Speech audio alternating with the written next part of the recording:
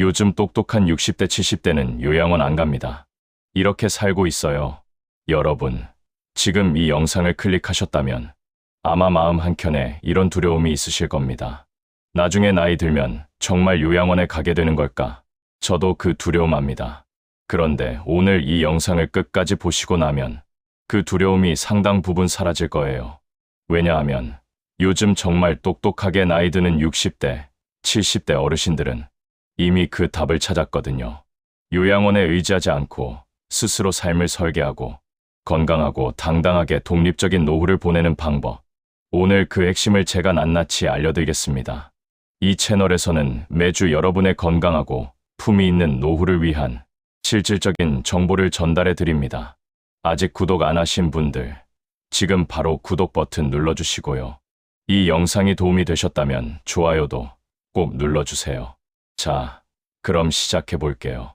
노후를 요양원 없이 보내는 첫 번째 비결, 바로 몸 관리입니다. 많은 분들이 나이 들면 어쩔 수 없지라고 생각하시는데요. 그건 절반만 맞는 말입니다. 물론 나이가 들면 신체 기능이 떨어지는 건 자연스러운 현상입니다.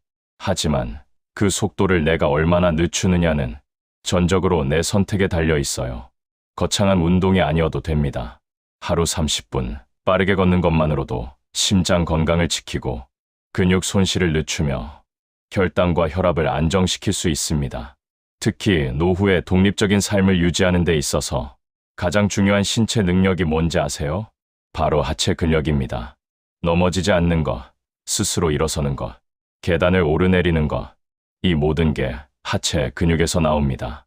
그래서 요즘 똑똑한 어르신들은 스쿼트, 의자 앉았다 일어서기, 발 뒤꿈치 들기 같은 간단한 근력 운동을 꾸준히 하고 계세요. 여기서 중요한 건 꾸준함입니다. 오늘 1시간 격하게 운동하는 것보다 매일 20분씩 산책하는 게 훨씬 낫습니다. 매일의 작은 움직임이 10년 후 내 몸의 차이를 만듭니다. 식습관도 빠질 수 없죠. 나이가 들수록 소화 기능이 약해지고 영양 흡수율도 떨어집니다. 그래서 무조건 많이 먹는 게 아니라 잘 먹는 것이 중요합니다. 단백질을 충분히 섭취하고 채소와 과일로 항산화 영양소를 보충하며 짜고 자극적인 음식은 줄이는 것.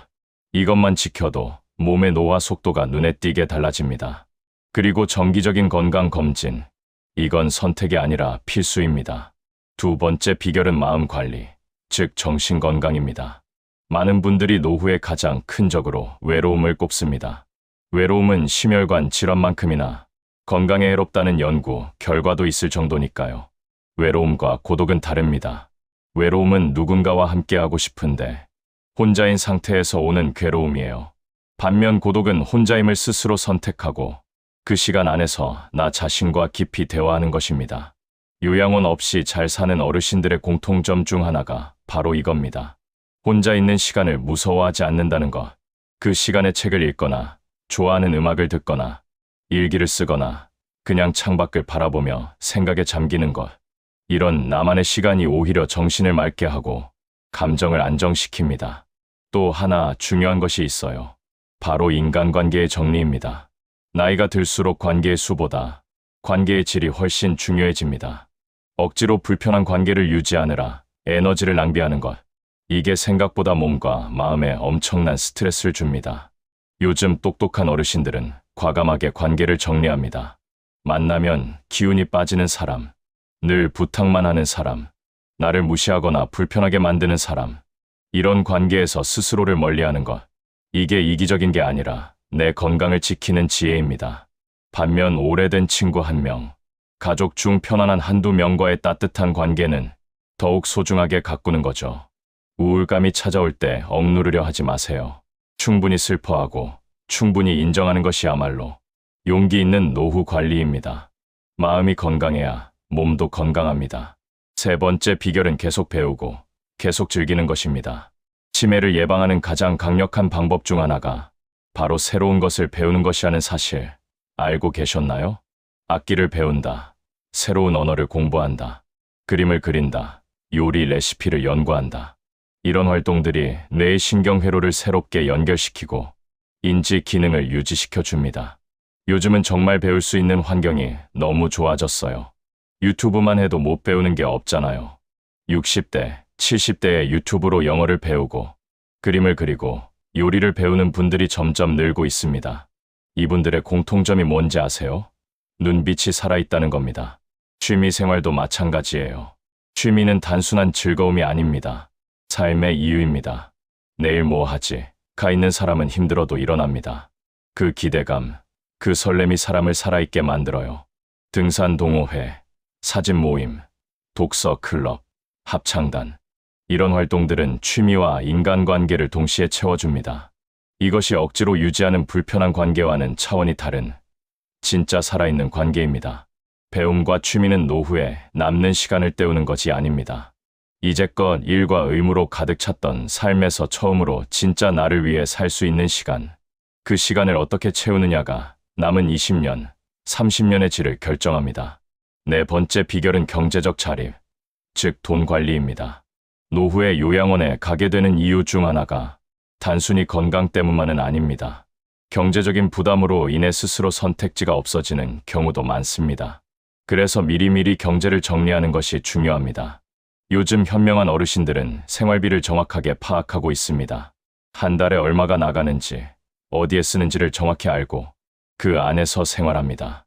과시하지 않아요. 자녀 눈치 보느라 필요 없는 것에 돈 쓰지 않아요. 대신 건강에 투자하고 즐거운 경험에 투자합니다. 또 하나, 자녀와의 돈 문제를 명확하게 하는 것. 이게 불편하게 느껴지실 수 있지만 오히려 이걸 명확히 해두는 가족이 나중에 갈등이 없습니다. 내가 어느 정도까지 도울 수 있는지 그 선을 분명히 정하고 그 이상은 미안해하지 않는 것. 이게 진짜 자식 사랑이기도 합니다. 돈은 많을수록 좋지만 적어도 스스로가 감당할 수 있는 범위 안에서 살아가는 것. 그 삶이 불행하지 않습니다. 오히려 자신의 분수를 알고 그 안에서 만족하는 삶이 훨씬 평화롭고 훨씬 자유롭습니다. 자, 오늘 말씀드린 내용을 정리해 볼게요. 요양원 없이 독립적으로 당당하게 노후를 보내는 비결. 그건 어느 하나가 특별히 중요한 게 아닙니다. 매일 조금씩 걷고, 잘 먹고, 몸 상태를 확인하세요. 편한 사람들과만 교류하고, 혼자 있는 시간도 두려워하지 마세요. 새로운 것을 배우고, 좋아하는 것을 즐기세요. 경제적으로 무리하지 않고, 내가 감당할 수 있는 삶을 살아가세요. 중요한 건 언제 시작하느냐가 아니라 지금 시작하느냐입니다. 60대든 70대든 오늘이 가장 이른 날입니다. 내일은 오늘보다 하루 더 늦을 뿐이에요. 여러분의 노후는 운명이 아니라 선택입니다. 스스로 설계하고 스스로 가꿔가는 것. 그것이 진정으로 똑똑하게 나이 드는 방법입니다. 이런 실질적인 노후 정보 앞으로도 꾸준히 전해드리겠습니다. 다음 영상에서 또 만나요. 감사합니다.